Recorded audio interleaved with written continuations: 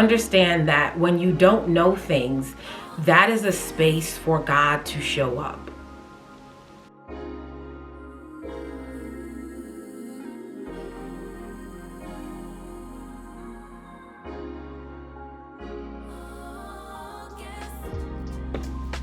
Hi guys, welcome back. My name is Natasha Joy, your favorite thought partner. If you are a person that is always curious about life, wanting to know, thinking about what is ahead, where you are now, you are in the right place.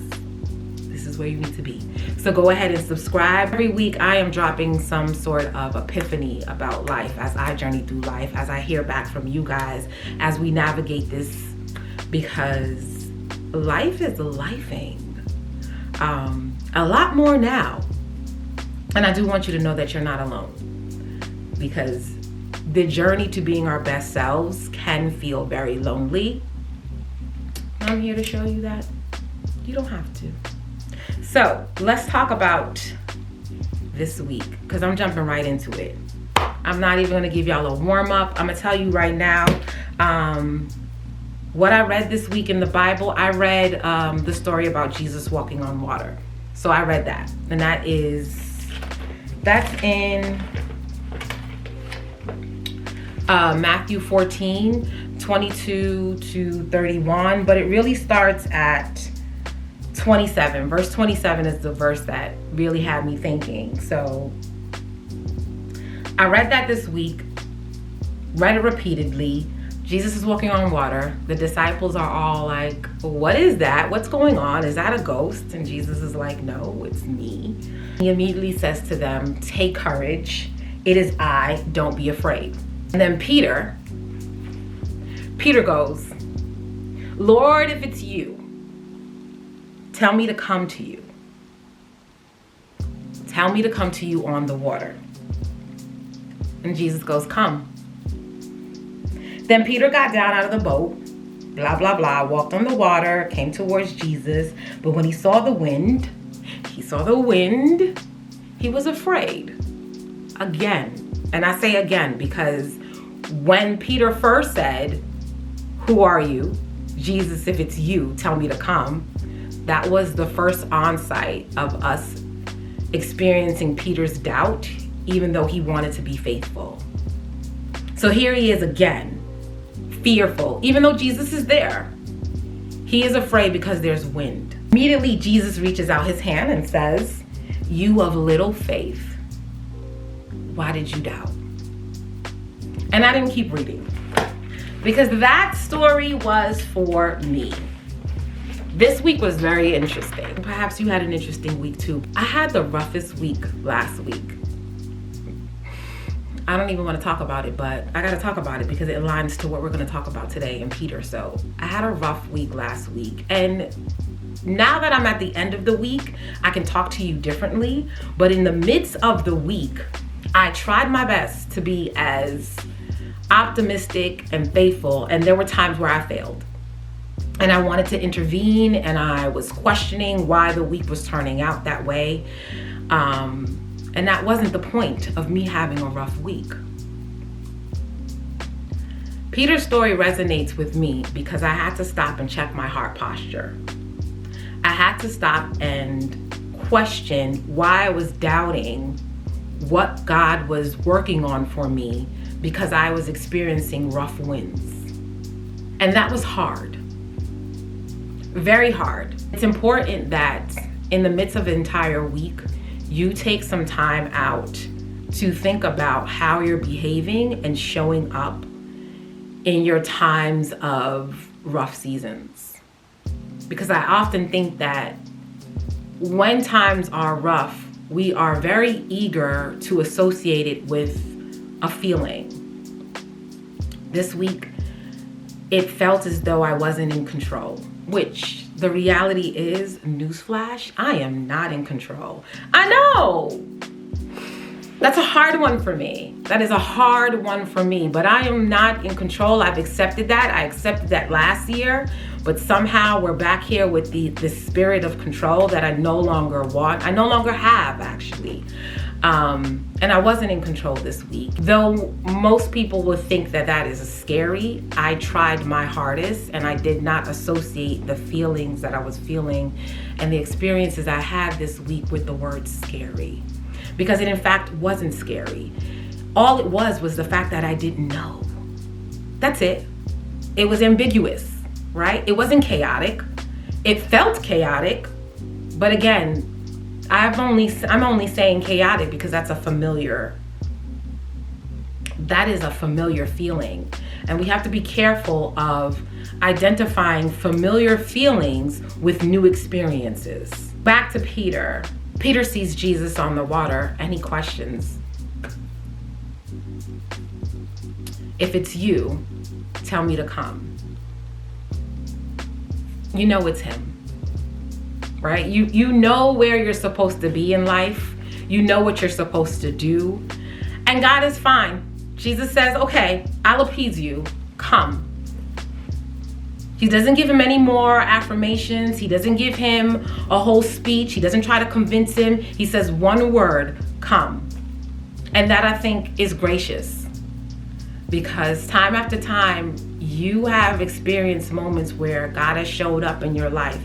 You've taken a step back. You know that the things you've done, I know that the things I've done couldn't have gotten done without God. Yet here I am in this moment where it's windy this week and I'm telling God, prove yourself. That's what I did. Today I'm going to share with you 5 things I learned this week in regards to heart posture and letting go. First things first, you're gonna have to do some heavy lifting. Yes. And when I say heavy lifting, I mean when you're on this journey of evolving and becoming a better person, a better version of you, when you've committed to letting go of the things that keep you stagnant, it will not be easy. Careful not to assume that God is going to relieve you of all the trials and tribulations. He will be there, yes. But there will be ways about you that you will have to explore and conquer. Ways about you that don't serve you. That's the heavy lifting that you are gonna have to do. No one else. You're gonna have to come face to face with, and you're gonna have to figure out how to overcome them. And it won't be overnight. This is not a snap of the finger, I'm a better person the next day. No. It is not. And I know you might see other people and think as though, oh, they've gotten it together, they've made it. You don't know the back of that story. So even though your eyes can see glory, that doesn't mean that someone didn't go through storm to get there. Also, you cannot show courage without an element of fear being in a situation. So if you are working on being courageous, you are also working on overcoming the things that scare you. Which ties back into the heavy lifting. You see how heavy this is getting? So in those moments where you feel the desire to run, flight, fright, freeze, that's the moment where you can choose to be courageous. That is your moment. Understand that life grants us opportunities to become better. We have to be cognizant of what that opportunity looks like, what it sounds like, and then decide to make the decision that doesn't feel comfortable so that we can get different results. But to be patient, to be kind, you have to have the adverse character trait in the scenario. To be trusting, you have to have an element where some sort of disloyalty is at stake. And you choose to be loyal. So to think about life without the good and bad is a disservice to your growth. You need to understand that the two dualities can exist at the same time, but you have the control, you have the free will to decide what character trait do you want to build in yourself. There will be rocky times. I mentioned this already. I want you to know that it won't be all smooth. It'll be great.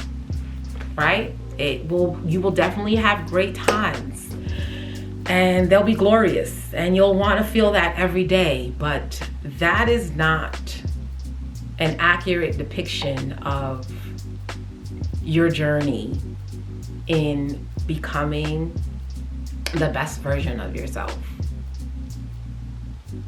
You have had character traits about you since you were born.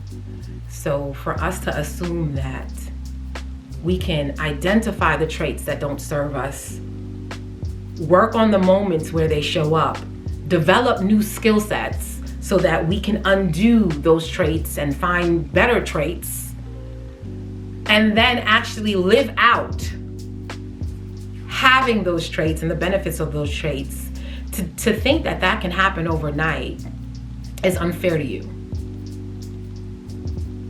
It takes time. And you need to give yourself that time. And you might get it wrong, because we all know that this journey of growth isn't linear. There will be peaks and there will be valleys. But that doesn't mean you are to quit. So hang in there and know that all of this, whether it's not normal to you, it is normal to the faith walk. Another thing that shout out to me, and this was the Peter story, know when you're in your own way. That's it. Know when you are the reason why, like the weapons that are formed and being prospered, you're the weapons. Know when it's you and it's not other people. Know when it is your behavior, it's your response to the feedback, it's your response to the difficulty, it's how you respond to your day. That is the reason why you cannot get the things that you desire. I talked about this last week, but this is for the people who desire more from life. So, if there isn't something you're reaching for, this might not make any sense to you. I am a person who is attaining to reach a certain level. Lord. And my heart posture, and my heart is in it because I am in it. That's another thing. Please do not jump into any self-help, jump into any program of discovery if your heart's not in it. Because if you are following crowd or you're following what's trending, when things get rough, you won't have the stamina to sustain. Because this isn't truly your journey, it's somebody else's. So know when you are in your own way, as in Peter was, when he immediately was afraid by the wind, even though Jesus was at his sight. That doubt that Peter had came from no other place but himself. Which leads me to the other point. Why even doubt? Why even doubt? That question came up a lot as I was experiencing the week. Every time something unexpected happened, that is when the doubt came in. Which makes sense, right? Because as someone who is a reformed controller, when I am out of control, the idea of not knowing doesn't seem exciting to me. The idea of not knowing, immediately, the familiar feeling that I attach that with is doubt. And the plan here is to reverse that, is to understand that when you don't know things, that is a space for God to show up. The only way he can show up and show out for me is when my hands aren't in it. So I can't say, oh, I did that. No, I didn't do it. God did it.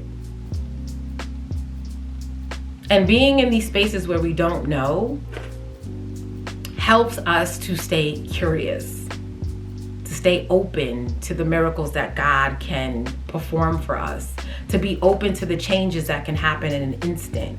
Listen, anything can happen. As much as we believe in the bad things that can happen in a day, should be the same amount of energy we give to the fact that something really good can happen right now, in the next 5 minutes. So be conscious and be mindful of your heart and what you're believing and the thoughts that are in your head. Be mindful of when doubt is appearing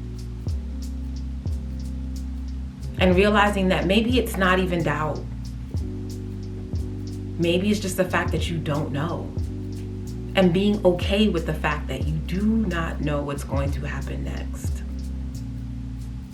I think a lot of times as I'm talking to people and I'm dealing with my own life, we tend to immediately attach a familiar feeling with an experience, even though it's new. And I think we should allow ourselves the value in an experience, not to quickly name it, but to spend more time feeling and experiencing it, and wait till it's over to then reflect and have time with God to say, oh, what was that? Because how I felt about my week while I was in my week is not how I feel about my week now. To be honest, I can humbly say to you, I had a great week. Even though it felt horrible, I see the reason in why I had such a rough week. And I've learned the lesson, and I've gotten the epiphany that I need to get in order to have a great week next week.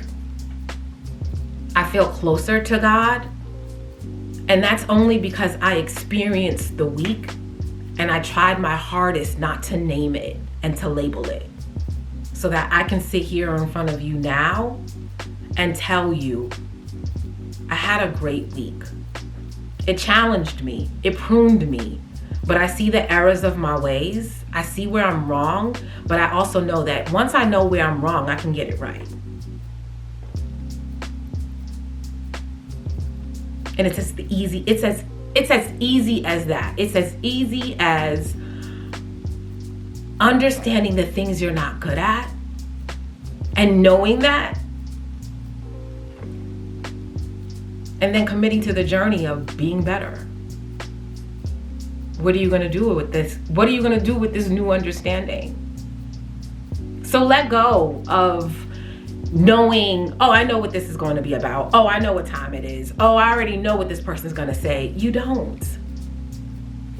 They might surprise you. Life might surprise you. Allow life to surprise you. Because if you go into situations assuming that you know, your actions are going to align to what you think is going to happen. And guess what? That is what's going to happen. That's how that works. I hope that in the midst of me sharing unfiltered, that something resonated with you. You're in the season as well, and you find comfort in knowing that you're not alone in this journey. Last week, I talked about distractions and understanding that sometimes you're helping people to avoid helping yourself. This week, I hope that you have identified that and you are on your journey to figuring out what it is you need to get to the other side of who you want to be. But I think it's time for us to stop being the experts at life, knowing and wanting to lecture. And this is an oxymoron because I'm talking to you right now, but not from a space of lecturing you, but from a space that I've had an experience. And we need to start living these experiences and not just talking about them. That's where the fruit of this life is. It's in having and being present in experiences, not in walking around thinking you know everything. Life is a discovery. Life is a journey of discovery. It's a life of curiosity. We're constantly experiencing and thinking and making meaning. That is what your life is about. You are here for a reason. Life would be different without you, absolutely. You are here for a reason. You're here for a purpose. You should know that. You should know what the purpose is and you should be striving for it. That's the only reason why I'm in front of you. I'm giving you feedback from my horrible but rewarding week. I know it doesn't feel good to have disappointments and rough times, but I have to admit that Every disappointment I did have, or I shouldn't even identify it as a disappointment, I take that back. Every turn or unexpected event that I experienced this week, I responded differently, which developed the character trait that I wanted. So I'm excited for the results of me changing my responses to unexpected events. I am, and I hope that I will continue to be conscious in how I respond to unexpected events in a way that best serves me, and in a way that honors God. Because essentially, I know that I am safe. I know that things will work itself out. I know that He has me. And I need to behave that way.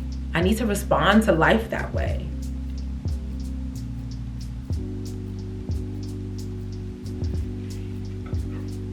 Cheers to a great week. I'm looking forward to next week. I'm looking forward to coming back here with you guys. But you have an amazing week. I hope that life brings you opportunities to become better. I hope you identify them, and I hope you win. I'll see you guys next week. Love you, mean it. Like, comment, subscribe. Of course, subscribe. I will see you guys next week. Bye.